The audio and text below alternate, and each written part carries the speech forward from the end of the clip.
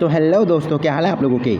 उम्मीद करता हूँ सब बढ़िया ही होगा। तो मैं फिर से अभिषेक स्वागत करता हूँ आपका अपने चैनल पे अभिषेक क्लासेज विद फन पे। और आज फिर से एक और न्यू वर्कशीट के साथ। ठीक है, आज की वर्कशीट इंपॉर्टेंट है आपके बोर्ड एग्जाम के थ्रू, और जो आपके सेल्फ स्टडी करते हो वो भी उसके लिए भी बहुत ज़्यादा इंपॉर्टेंट है। ठीक है, और ये जो वर्कशीट है ये आपकी नोट्स बनाने में मदद कर सकती हैं। ठीक है, ये फ्री की एडवाइस है, इसे थोड़ा अपने पास रख लो अगर आप लोग नोट्स बनाते हो। ठीक है, तो आज की जो वर्कशीट है ना वो आपकी नोट्स बनाने में, और इससे पहले जो वर्कशीट आई थी, ठीक है, सत्ता की साझेदारी वर्कशीट, जो मेन वर्कशीट आना स्टार्ट हुई है वो अब से आना स्टार्ट हुई है। पहले तो क्या था, पहले तो 9th क्लास से कुछ बेसिक वर्कशीट आ रही थी जिनका हमें ज्ञान लेना ज़रूरी था। ठीक है, बट अब जो जिसके पास ज्ञान था, ठीक है, वो तो अभी वर्कशीट वैसे ही कर रहा था, बट अब वर्कशीट नंबर 12 से जो है ना सही वर्कशीट आना स्टार्ट हो गई है। तो सत्ता की साझेदारी में जब पार्ट नंबर 1 आया था, ठीक है, यानी वर्कशीट नंबर 12 में हमने बेल्जियम की कहानी को देखा था, और वहाँ देखा था कि वहाँ की सरकार ने कैसे अपने देश के अलगाव को दूर किया और कैसे वो एक विकासशील देश बन गया। वहाँ पर सत्ता की साझेदारी की गई। ठीक है, अब आज की जो कहानी है वो श्रीलंका की है। ठीक है, श्रीलंका की कहानी है, और इस कहानी के माध्यम से हमें ये पता चलेगा कि अगर सत्ता की साझेदारी ना की जाए तो उससे क्या क्या हानियाँ हो सकती हैं। ठीक है, तो वर्कशीट को शुरू करने से पहले नाम, कक्षा, रोल नंबर और कक्षा अध्यापक का नाम डालना मत भूलना। आपकी जो विषय है वो है सामाजिक विज्ञान आपका विषय है। तो शुरू करते हैं आज की इस वर्कशीट को, और पहले वर्कशीट को थोड़ा समझ लेते हैं। ठीक है, मैं आपको बोल के समझा रहा हूँ, आपको अपने कान खुले रखने हैं और थोड़ा आराम से बैठ जाओ। ठीक है, और एक एक चीज़ को सुनना अच्छे से। तो श्रीलंका जो है ना, श्रीलंका वो एक द्वीप राष्ट्र है। ठीक है, यानी वो द्वीप के बीच में स्थित है। ठीक है, तीनों ओर समुद्र से घिरा हुआ है, और तीनों नहीं, चारों ओर समुद्र से घिरा हुआ है। जो तीनों ओर से समुद्र से घिरे होते हैं उन्हें प्रायद्वीप कहते हैं। तो होता यूँ है कि श्रीलंका जो होता है ना वो 1948 में आज़ाद होता है। ठीक है, यानी भारत के आज़ाद होने के 1 साल बाद जो अपना श्रीलंका है ना वो आज़ाद हो जाता है। ठीक है, उसके बाद क्या होता है, श्रीलंका में कुछ जातीय बनावट होती है। और जातीय बनावट का मतलब वहाँ पर 2 मुख्य भाषा बोलने वाले सिंगली और तमिलवासी लोग रहते हैं। ठीक है, जो श्रीलंका में सिंगली भाषी होते हैं वो होते हैं कुछ 77 या 78%। ठीक है, कुछ 77 या 78% लोग वहाँ पर सिंगली भाषा बोलते हैं। ठीक है, 74% जो लोग हैं ना वो सिंगली भाषा बोलते हैं। अन्य बचे हुए 18% लोग तमिल भाषा बोलते हैं।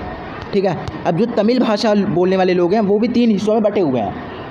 ठीक है, अच्छा मैं एक बात और बताता हूँ, जो 74% सिंगली बोलने वाले हैं, ठीक है, उनमें जो मुख्य धर्म मानते हैं वो है बौद्ध। ठीक है, वो लोग बौद्ध धर्म को मुख्य मानते हैं। ठीक है, जो सिंगली भाषा वाले लोग हैं वो बौद्ध धर्म को क्या मानते हैं, मुख्य मानते हैं। ठीक है, इसके अलावा जो तमिल वाले लोग हैं जो 18% है, ठीक है, जो 18% तमिल के लोग हैं वो बटे हुए हैं हिस्सों में। उनमें से, ठीक है, उनमें से मैं बताता हूँ आपको, जो भारतीय तमिल है, तमिल में भी जो 18% में से जो 5% है वो भारतीय तमिल है, जो कि औपनिवेशिक शासनकाल के दौरान यानी ब्रिटिश शासनकाल के दौरान श्रीलंका आए थे बागानी खेती करने के लिए।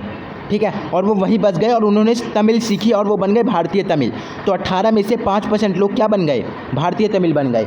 बाकी के बचे हुए 13% लोग जो उसी देश के मूल तमिल निवासी हैं, यानी श्रीलंका के ही तमिल के लोग हैं। ठीक है, अब मैं आपको बताता हूँ, जो 7% लोग हैं, ठीक है, 74% तो वो हो गए और 18% वो हो गए, टोटल कितने हो गए, 92%। बाकी के जो 7% लोग हैं वो ईसाई धर्म को मानने वाले हैं। ठीक है, और जो सिंगली और तमिल भाषा दोनों भाषा बोलते हैं, ठीक है, दोनों भाषा बोलते हैं, तो हो गए ना 100%। 99% हुआ है, बट 100 मान के चलो। ठीक है, तो यहाँ पर एक जातीय अलगाव पैदा होता है, और ये काफ़ी जटिल जातीय अलगाव है, क्योंकि 3-4 समूह हैं। उसके बाद क्या होता है कि श्रीलंका में, ठीक है, श्रीलंका जब आज़ाद हो जाता है तो वहाँ पर जो तमिल भाषा वाले लोग होते हैं उन्हें नीचा दिखाया जाता है, और सिंगली भाषी वाले लोगों को ऊंचा दिखाया जाता है। इससे जो तमिल भाषा वाले लोग होते हैं ना, जो तमिल बोलने वाले होते हैं, वो गुस्से में आ जाते हैं कि यार ये तो गलत हो रहा है। आप सरकार सोचती है कि चलो कुछ करते हैं इसका, तो सरकार क्या करती है, ठीक है, सरकार करती है कि 1956 के आसपास, ठीक है, श्रीलंका में बहुसंख्यावाद लागू होता है। बहुसंख्यावाद का मतलब ऐसी सरकार या देश में ऐसी भाषा जिसे अधिकतर मान सम्मान दिया जाए। ठीक है, तो होता यूँ है कि जो सिंगली भाषा है उसे अधिकतर मान दिया जाता है। बहुसंख्यावाद का इंग्लिश में मतलब होता है मेजॉरिटी एनिज्म, ठीक है। तो होता यूँ है कि बहुसंख्यावाद वहाँ पर लागू किया जाता है श्रीलंका में। कब लागू किया जाता है? 1956 में, ठीक है। 1956 में श्रीलंका में बहुसंख्यावाद लागू किया जाता है। अब इससे जातीय अलगाव और बढ़ जाता है। इससे क्या होता है कि सिंगली भाषा को प्राथमिकता मिलती है। जिनको भी सरकारी नौकरी चाहिए, ठीक है, वो सिंगली भाषा पढ़ के सरकारी नौकरी प्राप्त कर सकते थे। बट जो तमिल बोलने वाले थे, जो 18% तमिल बोलने वाले थे, वो नौकरी नहीं कर सकते थे। क्यों नहीं कर सकते थे? उनको सिंगली बोलनी नहीं आती थी। बोलनी नहीं आती थी तो पढ़ेंगे कैसे? पढ़ेंगे नहीं तो लिखेंगे कैसे, ठीक है। तो वो नीचे जा रहे थे। और सिंगली भाषा जो 74% बोलने वाले थे यार, वो ऊपर जा रहे थे। तो अब यहाँ से प्रॉब्लम पैदा होती है, ठीक है। अब जो तमिल वाले लोग होते हैं ना, तमिल वाले, वो कहते हैं कि हमें एक अलग राष्ट्र दे दो, ठीक है। अब होता यूँ है कि जो 74% सिंगली भाषा बोलने वाले लोग होते हैं, उनके मुख्य अनुयायी जो थे, वो थे बौद्ध धर्म वाले। तो बौद्ध धर्म को ऊंचा दिखाया जाता है, ठीक है, और बाकी धर्मों को नीचा दिखाया जाता है। तो ये भी गलत है। तो अब देखो, होता यूँ है कि तमिल वाले एक अलग राष्ट्र की मांग करते हैं। वो लोग कहते हैं कि हमें एक अलग राष्ट्र दो, और वो उसके लिए एक NTTE नामक ग्रुप का भी निर्माण करते हैं। फुल फॉर्म की बात करूं तो नेशनल तमिल टाइगर इलम। इलम का मतलब होता है राष्ट्रीय, ठीक है, राष्ट्रीय राज्य। तो इसके बाद जो है ना, देश में अलगाव पैदा होता है। उसके बाद क्या होता है? वॉर होती है। वॉर मतलब गृह युद्ध होता है, सिविल वॉर, जिसे हम इंग्लिश में सिविल वॉर कहते हैं और हिंदी में गृह युद्ध कहते हैं। वो छिड़ जाता है। परिणाम स्वरूप 1980 के दशक में सिंगली भाषी के लोग और तमिल भाषी के लोग दोनों के हज़ारों हज़ार व्यक्ति मरते हैं, और विकास की जो गति होती है वो नीचे चली जाती है। श्रीलंका जो है ना, वो भारत से ज़्यादा विकासशील देश है। वहाँ भारत से ज़्यादा विकास है आज भी। पर जो ये मेजॉरिटी एनिज्म यानी जो बहुसंख्यावाद की नीति छिड़ी, इसने देश को नीचे कर दिया।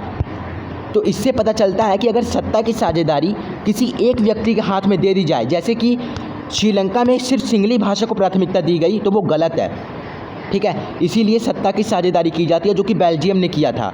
बेल्जियम ने डच भाषा बोलने वाले और फ्रेंच भाषा बोलने वाले दोनों को समान अधिकार दिया था। 50-50% दिया था, ठीक है। 50% डच वालों को, 50% फ्रेंच वालों को। पर यहाँ पर क्या हुआ? यहाँ पर 100% सिंगली भाषा को दे दिया गया और छिड़ गई लड़ाई, जाओ मरो। तो आज की इस वर्कशीट में बस इतना ही था, ठीक है। मेन बातें आपको याद रखनी है, डेट्स को, ठीक है। मैंने आपको जो डेट्स बताई थी उन्हें आप चाहो तो लिख भी सकते हो अलग से, ठीक है। श्रीलंका कब आज़ाद हुआ?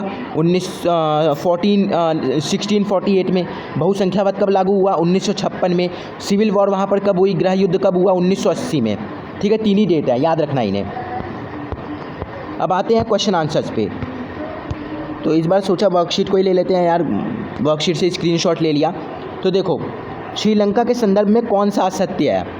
तो आपको बताना है कि श्रीलंका के संदर्भ में कौन सा असत्य है। तो श्रीलंका जो है वो 1948 को स्वतंत्र हुआ, तो ये तो बिल्कुल सही है। तो ये तो असत्य नहीं है, हमसे असत्य पूछा गया है। इसके अलावा तमिल श्रीलंका का सबसे बड़ा जातीय समूह है, ये गलत है। क्योंकि भाई सिंगली भाषी थे वो 74% थे। अरे वर्कशीट वालों, ऐसे मत किया करो भाई, सिंगली भाषा वाले ना आके जूता मारेंगे इन्हें फिर। हाँ, तो ये गलत है, ये गलत है, ठीक है, ये गलत है। क्योंकि तमिल जो थी वो सिर्फ 18% थी, और जो सिंगली भाषा वाले लोग थे वो 74% थे, ठीक है। तो ये गलत है। तो आपका राइट आंसर होगा ये वाला। उसके बाद निम्नलिखित में से कौन सा श्रीलंका के 1956 के कानून की विशेषता या विशेषताएं हैं? बौद्ध धर्म की रक्षा का संरक्षण कर दिया गया। मैंने आपको बताया था कि जो सिंगली भाषा वाले लोग थे वो बौद्ध धर्म को ज़्यादा मानते थे, तो ये तो सही है। सरकारी नौकरी के लिए सिंगली भाषा को प्राथमिकता दी गई, ये भी सही है। सिंगली भाषा को एकमात्र राज्य बना दिया गया, ये भी सही है। अच्छा, भारत में ना कोई भी राजभाषा नहीं है, सर्च कर लेना चाहे तो इसका आंसर होगा डी, उपयुक्त सभी। इसका आंसर होगा डी। आपको एक नोटबुक में भी दिखा देता हूँ। तो ये रहा, ठीक है। पहले का आंसर आपके सामने है, दूसरे का आंसर आपके सामने है। तो आज की वर्कशीट के लिए बस इतना ही। आप प्लीज़ इस चैनल पे अपना सपोर्ट बना के रखना, और इस वीडियो को कर देना लाइक, ठीक है। अपने दोस्तों के साथ कर देना शेयर। लाइक पता नहीं कैसे लिखता हूँ मैं, LIKE, ठीक है। मैं मिलता हूँ आपसे नेक्स्ट वीडियो में, तब तक के लिए चैनल को सब्सक्राइब कर देना यार प्लीज़, ठीक है। मिलते हैं आपसे नेक्स्ट वीडियो में, तब तक के लिए थैंक्स फॉर वॉचिंग।